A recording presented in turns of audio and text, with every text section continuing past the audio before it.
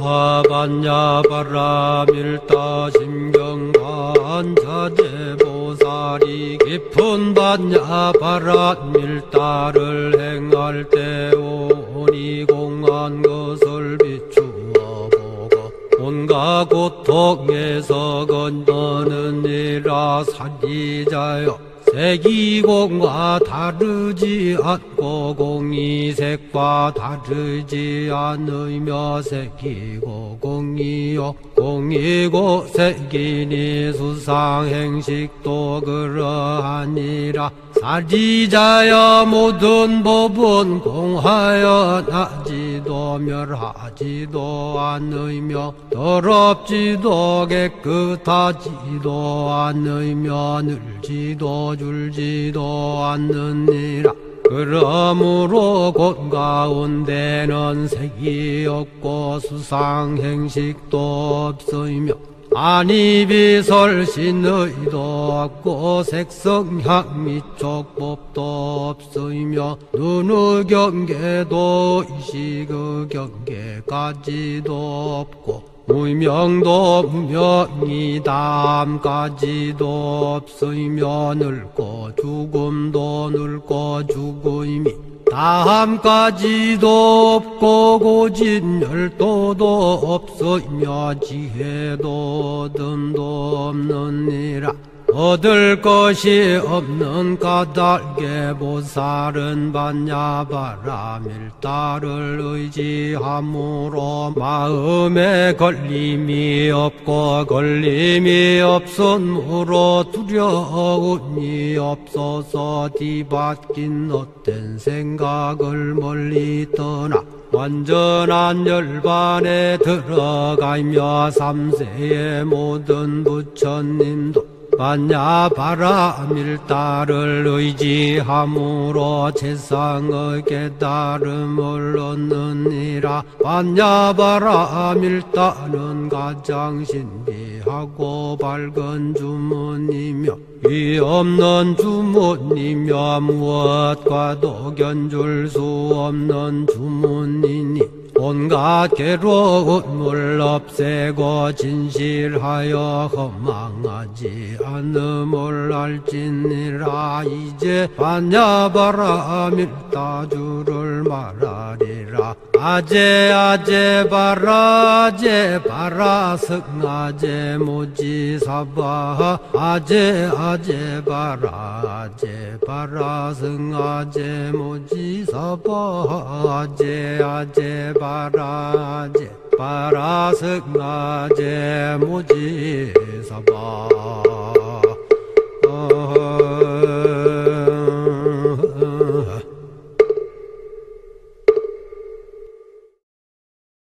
안녕하십니까. 방금 소개받은 전자전기 공학부 황승훈 교수라고 합니다.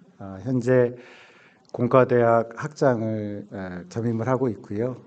예, 사실 오늘 법회가 이제 주관대학이 공과대학이기 때문에 이제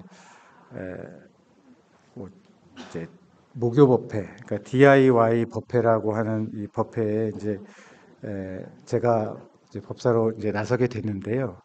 사실은 제가 이렇게 나와서 말씀을 이렇게 드리는 것이 맞는지 뭐 사실 좀 고민도 많이 했는데, 제가 2005년에 동국대학교에 임용이 됐는데 그 이후에 많은 강의도 했고 그다음에 외부에 또 많은 강의도 했지만 오늘 이 자리가 사실은 가장 좀 긴장이 되고 떨리는 그런 자리인 것 같습니다. 이 자리, 앉아있는 이 자리도 그렇고 이렇게 아마 처음이어서 좀 어색해서 또 더욱 그런 것 같기도 합니다. 목요 법회는 이제 DIY 법회라고 알고 있습니다. 그래서 제가 사실은 DIY 법회에 그러면 어떤 주제로 어떤 법사님이 이야기를 전해야 될까를 좀 고민을 해서 정과군 홈페이지에 들어가 봤더니 이렇게 좀 정의가 되어 있는 것 같았습니다. 교직원 DIY 목요 법회는 이제 매주 지정된 단과대학에서 법사와 주제를 선정하는 참여자 중심의 교직원 DIY 법회라고 정의가 이제 되어 있었습니다. 그래서 조금 제가 공대라 하여튼 문제를 접근하는 방식이 약간 좀 드라이하기는 한데 그 DIY가 그럼 뭐냐를 좀 찾아봤습니다. 네이버에서 찾아보니까 Do it yourself라고 되어 있고요. 해설이 그렇게 써 있습니다.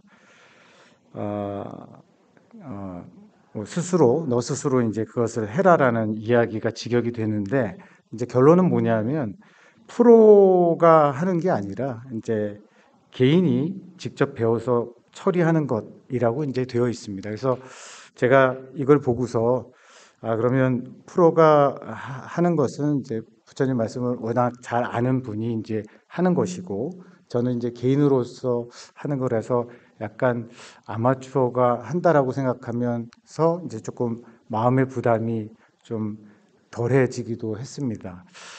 근데 이제 일편 생각해 보면 우리 주변에 이제 DIY 제품들이 많이 있습니다. 그래서 우리가 이케아 같은 가구점을 가든 어딜 가든 이제 사오면 결국 그걸 스스로 만들어서 사용을 해야 되는데 그런 DIY 제품에는 다 항상 조립 설명서나 안내서가 들어가 있는 걸 아마 아실 겁니다. 그래서 저도 그런 경험이 몇 번 있었는데 이거 금방 이렇게 만들면 되지 하고서 만들다가 마지막에 이거 뭐가 하나 남지? 그럼 나사 하나 남아서 결국 그런 걸 다시 다 해체했다가 만든 경우도 많이 있었습니다. 그래서 이거를 좀 DIY라고 하지만 결국 그 설명서나 안내서와 같은 어떤 이야기를 좀 듣고서 좀 이 DIY 법회를 준비해야 될 것 같다는 생각이 들어서 사실은 이제 10월 말쯤에 정강 원장님을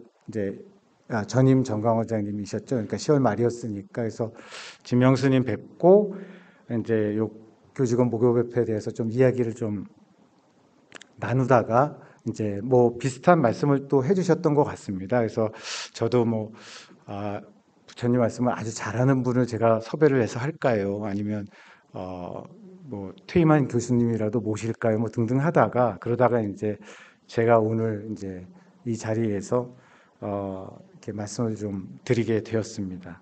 좀 너무 서론이 좀 길은 것 같은데요. 오늘 좀 말씀드리려고 하는 부분은 제가 전자전기공학부나 공과대학에 있어서 뭔가 공학적인 이야기를 드린다거나 아니면 뭔가 전기공학적인 이야기를 들으실 거라고 기대하셨으면은 아마 그거는 이제 좀 실망스러우실 텐데요. 제가 오늘 사실 주제를 잡아달라고 말씀을 하셔서 제가 대학 교수의 정체성이라는 주제를 드렸습니다. 드리고 나서도 참 이 주제가 참 재미없다, 공학스럽다라는 생각을 좀 했는데 오늘 좀 말씀드리려고 하는 내용은 대학 교수는 이렇다라고 제가 정의를 하려고 하는 것은 전혀 아니고요. 저는 제가 생각하는 대학 교수는 이거고 나는 이런 대학 교수의 정체성을 갖고 살아간다는 얘기를 그냥 제 개인적인 얘기를 좀 드리려고 이 자리에 있습니다.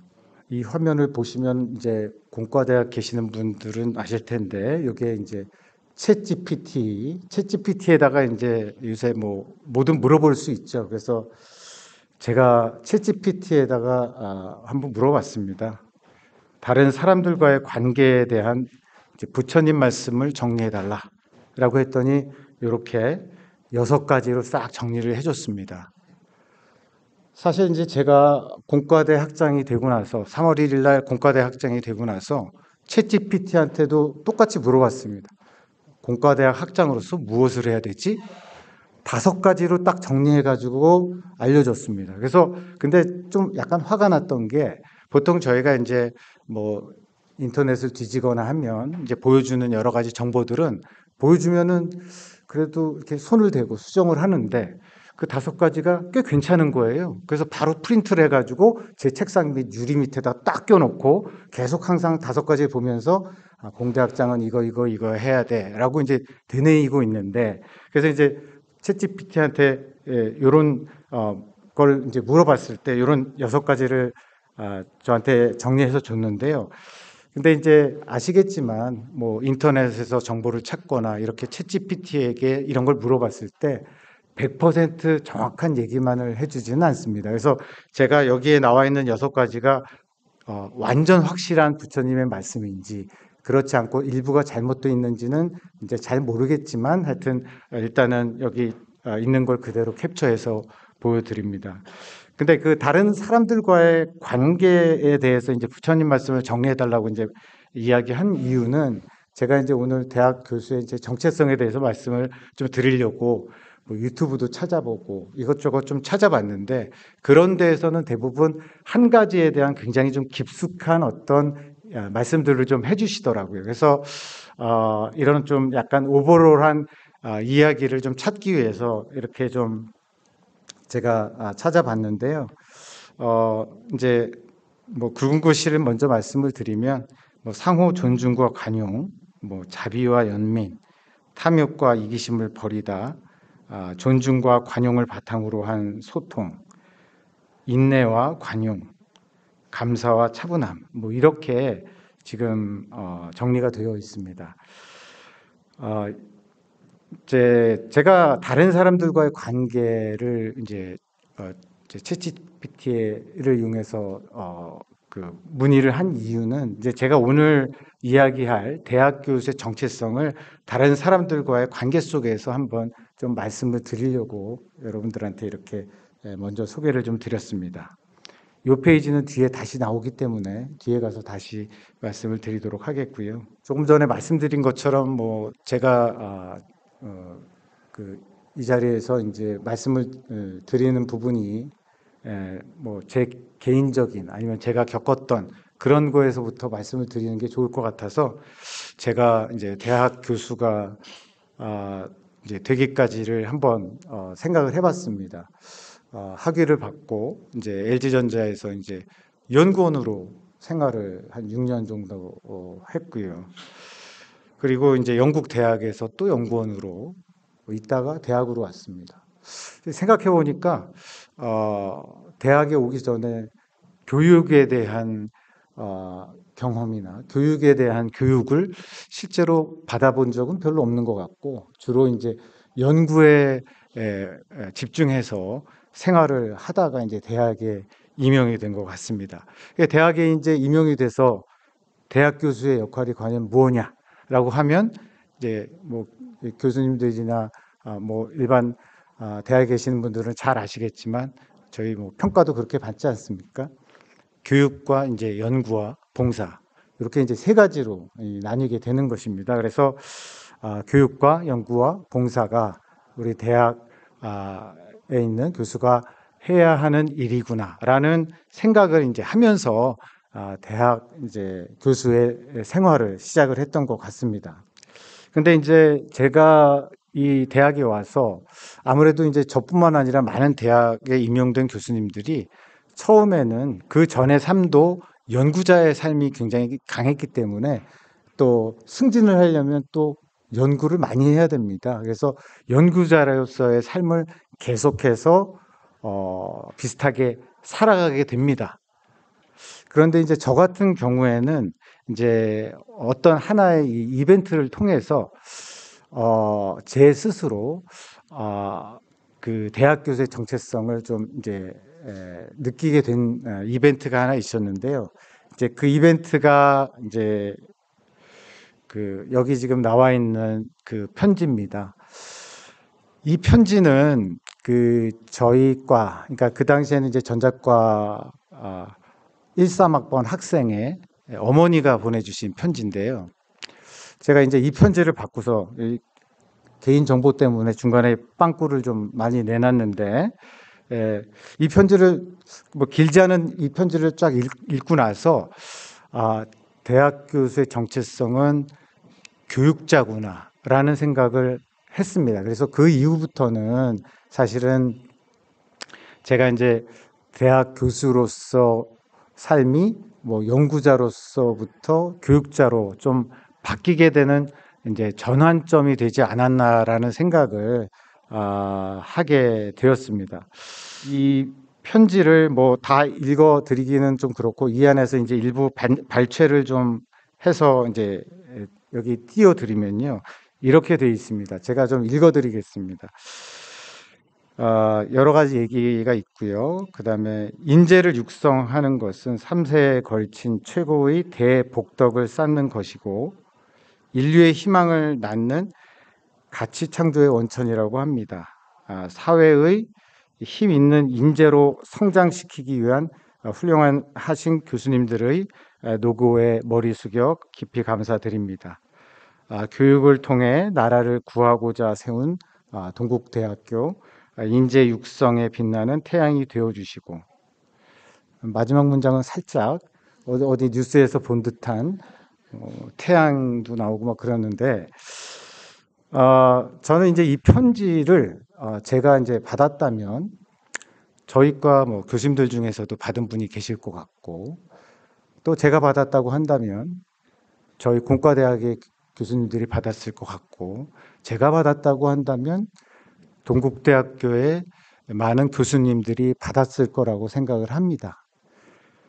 그래서 이제 뭐 이런 어떤 학부모님의 편지가 이렇게 이제 교수님들한테 전달되는 경우가 많이 있었을 텐데, 이제 제 경우에는 이 편지 속에서 학부모님이 결국 제가 대학 교수로서 어떤 정체성을 가져야 되는지를 저한테 굉장히 강렬하고 직접적으로 말씀해 줬다고 생각을 했습니다.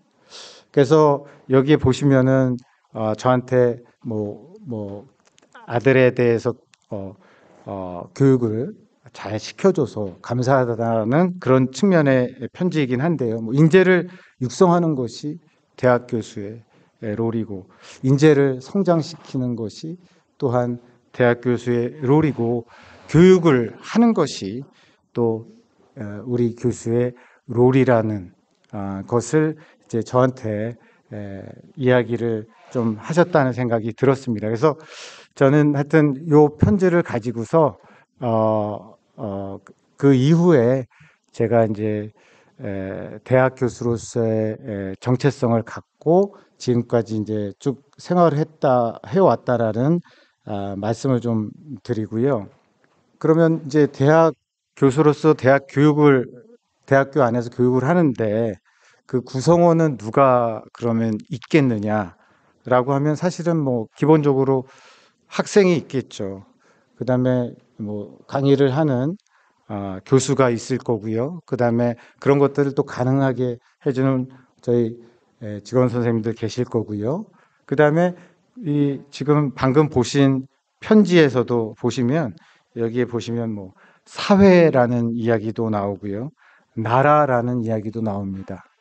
그래서 사회나 나라나 또 특히나 이제 공과대학을 생각하면 우리 학생들이 배출돼서 가서 일을 하게 되고 나라와 사회에 기여를 하게 되는 기업들도 아마 있을 겁니다.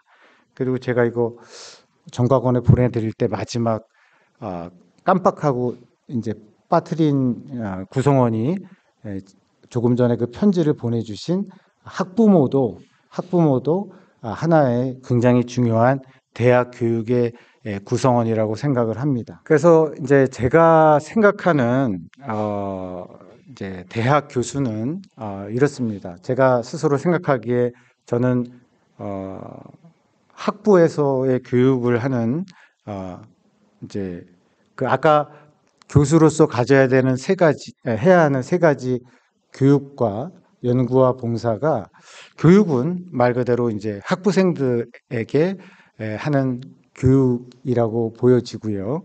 그 다음에 연구는 물론 연구자로서 연구를 할 수도 있겠지만 공과대학은 특히나 여러 대학원생들과 연구를 하게 됩니다. 그래서 연구는 바로 또 대학원 교육을 통해서 이루어지는 항목이다라는 생각을 하게 되었습니다. 그래서 지금도 학부 교육과 대학원 교육을 어떻게 잘 하는지에 따라서 저희 동국대학교가 얼마나 나아질 수 있는지에 대한 그 생각을 하고 있고요. 그다음에 조금 전에 말씀드린 것처럼 저는 그래서 제가 생각하는 대학 교수는 이제 교육자다라는 생각을 하고 있습니다. 그런데 뭐 조금 전까지 쭉 제가 이제 드린 말씀은 제가 뭐 학교에 임용이 돼서 지금까지 쭉 살아오면서 학부모로부터 받은 편지를 통해서 그 정체성을 이제 교육자라는 정체성을 가지게 된 어떤 과정을 좀 말씀을 드렸고요. 뭐 여기 계시는 분들 다 아시겠지만 부처님도 불교의 스승으로서 많은 제자를 가지고 가르치고 계셨다고 알고 있습니다. 지금 요 그 슬라이드는요, 아까 앞에 처음에 챗GPT를 가지고서 말씀을 드렸던 다른 사람들의 관계에 대한 부처님의 말씀인데, 사실 이걸 이제 다시 한번 쳐다보게 되면 이 안에 뭐 교육에 대한 많은 그 철학들이 담겨 있다라는 것을 저희가 알 수 있을 것 같습니다. 제가 이제 그래도 제가 느끼기에 굉장히 깊숙이 관련이 있는 부분에 이제 제가 빨간색으로 밑줄을 그었는데요. 상호 존중과 관용입니다. 제가 빨간 줄을 그은 것은 끝까지 좀 읽어보도록 하겠습니다. 다른 사람을 존중하고 그들의 가치를 이해하는 것이 중요합니다. 우리는 모든 존재에 대한 관용과 이해심을 가져야 됩니다. 사실은 이 상호 존중과 관용이라는 것이 사실은 선생 교수로서 학생을 대할 때, 또 아까 말씀드린 대학 교육의 구성원들이 각각 구성원들 사이에서 가져야 할 자세이기도 하고요. 또한 또 이 상호 존중과 관용은 어떻게 보면 저에게 그 편지를 보내준 학부형님이 저에 대해서 가졌던 그런 마음이라고도 생각이 됩니다. 우리가 일반적으로 학생들을 대할 때 존중하고 그 가치를 이해하고 있는지, 저희가 학교에서 여러 가지 일들을 할 때 서로가 존중하고 그 가치를 이해하는지를 한번 생각해 보게 되고요. 그 다음에 두 번째는 이제 자비와 연민입니다. 부처님은 모든 존재에 대한 자비와 연민을 강조하셨습니다. 다른 사람들을 이해하고 그들의 고통과 어려움에 동감하며 도움을 줄 수 있는 마음가짐이 필요합니다. 이 자비와 연민은 사실은 선생으로서 학생에게 당연히 가져야 되는 가장 필수적인 덕목이라고 저는 생각이 됩니다. 왜냐하면 교육자는 사실은 저는 제일 중요한 게 희생이라고 생각을 하거든요. 그래서 학생에 대해서 또 사랑을 가지고서 얼마나 베풀 수 있는지가 기본적인 어떤 대학 교수가 가져야 되는 교육자로서의 어떤 가르침이라고 생각이 되고요. 그 다음에 네 번째, 존중과 관용을 바탕으로 한 소통이 있습니다. 상대방의 의견을 경청하고 존중함으로써 원활한 소통을 할 수 있습니다. 상호 간의 소통에 문제가 없으면 관계는 더욱 풍요로워질 수 있습니다. 아까도 말씀드렸던 대학 교육의 그 구성원들 사이에 뭐 교수와 직원 선생님들과 학생과 사회와 나라와 그 다음에 기업과 학부모들, 이 모든 구성원들 사이에 서로 소통이 잘 이루어진다면 크게 문제 생길 부분이 없다라고 생각합니다. 근데 그런 부분에 있어서 소통이 미흡하면 결국은 오해가 만들어지면 그게 이제 더 큰 문제를 만들 수밖에 없다라고 생각이 되고요. 조금 전에 보여드린 학부모의 편지는 그냥 하나의 편지일 뿐이지만 저한테 왔을 때는 그게 학부모님으로부터 저에게 온 소통의 어떤 몸짓이었고요. 그 다음에 이제 저도 그 이후로는 제가 스스로 교육자로서의 정체성을 갖고 소통하려고 굉장히 많이 노력을 했습니다.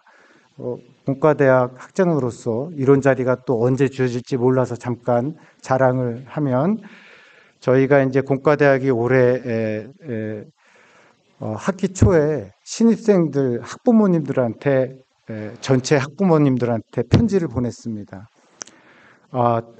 너무나도 훌륭한 자녀분들을 저희 공과대학, 동국대학교 공과대학에 보내주셔서 감사합니다라고 쓰고, 그 다음에 맨 아래에다가 공과대학 18개 과의 학과장님들 이름, 사무실 번호, 차마 핸드폰 번호는 못 적었습니다.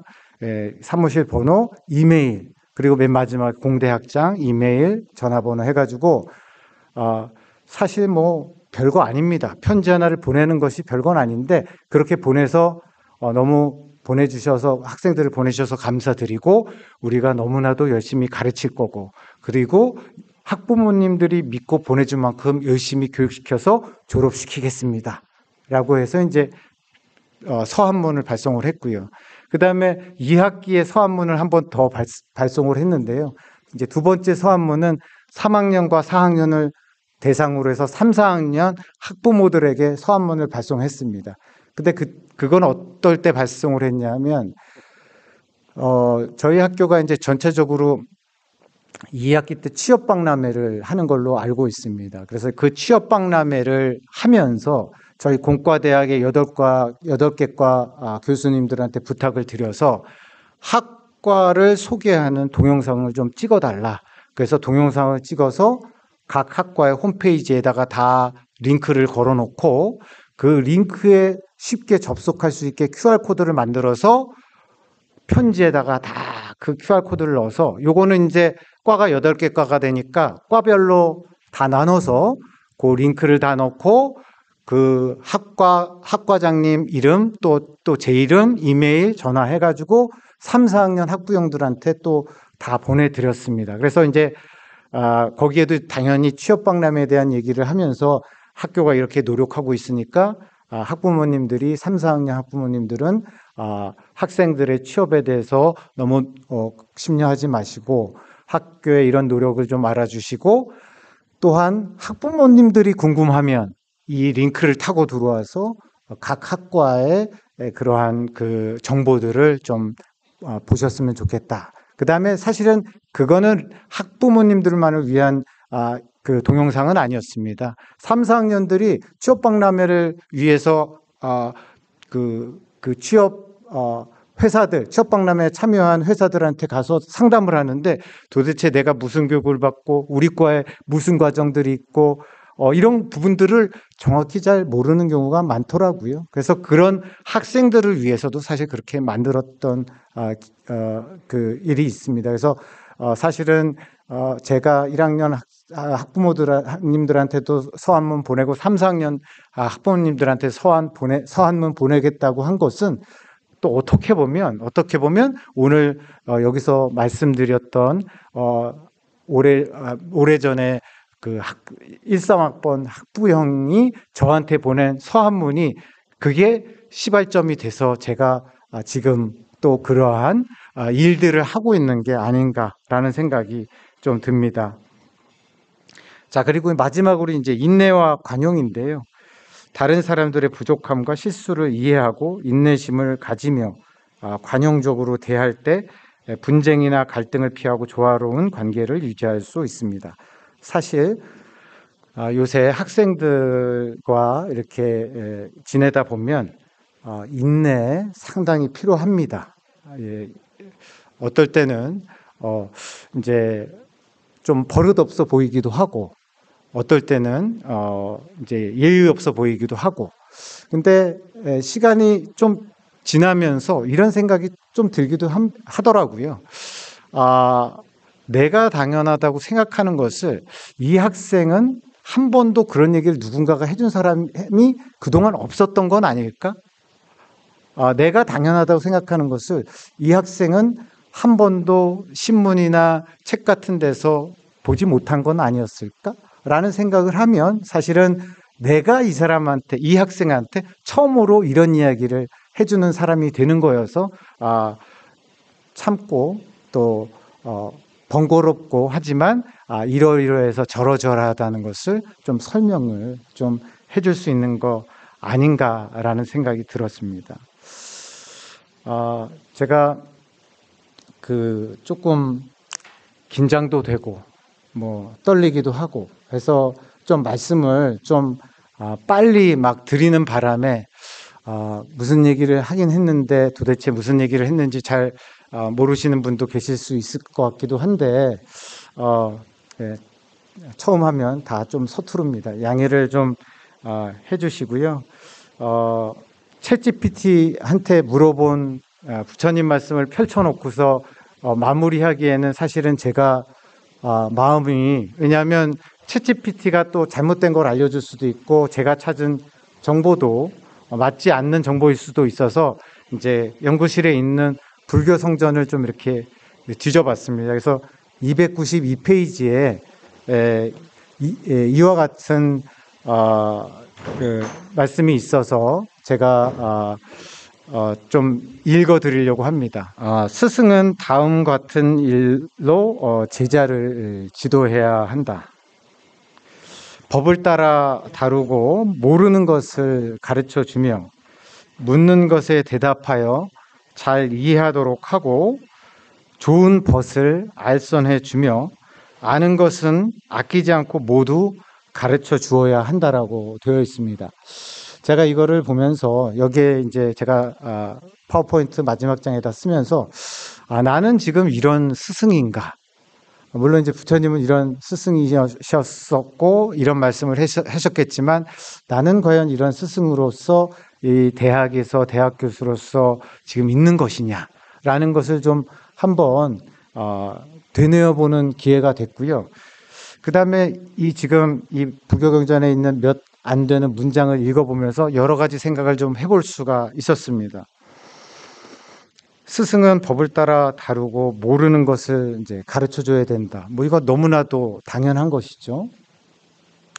근데 학생한테 모르는 걸 가르쳐 주면 당연히 묻는 게 생기는가 봅니다. 묻는 것에 대답하여 잘 이해하도록 하고가 바로 다음에 나옵니다. 그래서 사실 저희가 이제 강의를 하는데 질문 있어? 아무도 질문 안 하죠. 그러면 잘 이해 못했다라고 보는 게 맞는다라고 생각이 듭니다. 그래서 굉장히 오래전에 이야기임에도 불구하고 가르쳐 주면 묻게 되고 물으면 대답을 해서 잘 이해하도록 시켜줘야 된다라는 얘기죠. 결국은 가르쳐 줘도 이해를 못하면 제대로 가르쳐 준 게 아니란 얘기고, 어떻게 질문을 받을 수 있는지는 모르겠으나 하여튼 결국은 잘 이해하도록 해줘야 된다.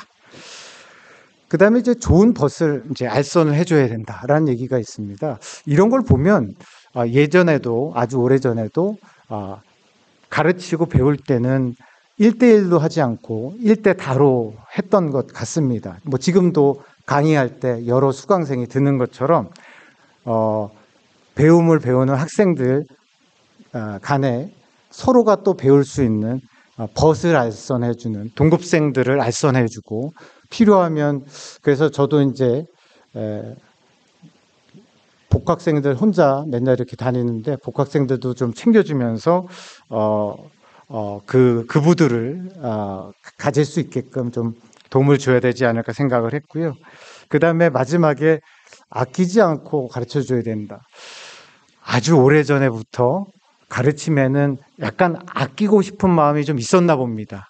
가르쳐 주고 때 왠지 공짜로 가르쳐 주면 안 될 것 같고 아깝고 그랬는데 하여튼 아끼지 않고 가르쳐 줘야 된다. 뭐 내가 뭐를 받아서가 아니라 하여튼 그래서도 아까 말씀드렸던 선생으로서 가져야 되는 하나의 덕목이 희생이라는 고 말씀을 드렸는데 결국은 그 희생이라는 것은 무엇을 바라면서 할 수 있는 것이 이제 희생은 아니라고 생각이 됩니다.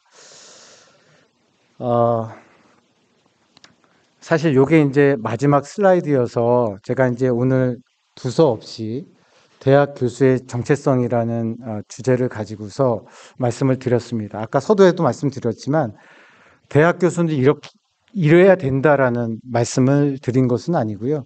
저는 제가 대학 교수로서 저는 이래야 될 것 같다고 생각하면서 살고 있습니다라는 말씀을 좀 드린 거고요. 근데 그게 그렇게 된 계기에는 한 학생의 학부모님이 보낸 편지가 그 시발점이 됐었던 거였고요. 그 다음에 오늘 사실은 아까도 서두에 말씀드렸지만 제가 이 자리에서 이런 말씀을 드리는 것이 과연 맞는 건가, 적합한 건가, 전혀 그렇지 못할 것 같은데라고 생각이 들었음에도 이 지금 말씀을 준비하면서 제 자신에 대한 어떤 제가 생각했던 대학 교수의 정체성을 다시 한번 되뇌어 보면서 제가 처음에 가졌던 초심을 잘 지키고 있는지도 다시 한번 되뇌어 보게 되는 소중한 기회였던 것 같습니다. 하여튼 오늘 뭐 부족하지만 이런 말씀을 경청해 주셔서 감사를 드리고요. 하여튼 뭐 이런 말씀 전할 때 챗GPT를 했던 사람들이 없는 것 같긴 하지만 혹시나 제가 말씀을 드렸던 부분에서 부족함이 있거나 잘못된 게 있으면 DIY는 이제 스스로 만드는 건데 AS가 필요합니다. AS는 저 말고 주변에 계시는 스님께 그 말씀에 대한 정확한 AS를 받으시면 좋을 것 같습니다. 자, 이상으로 말씀을 마치도록 하겠습니다. 감사합니다.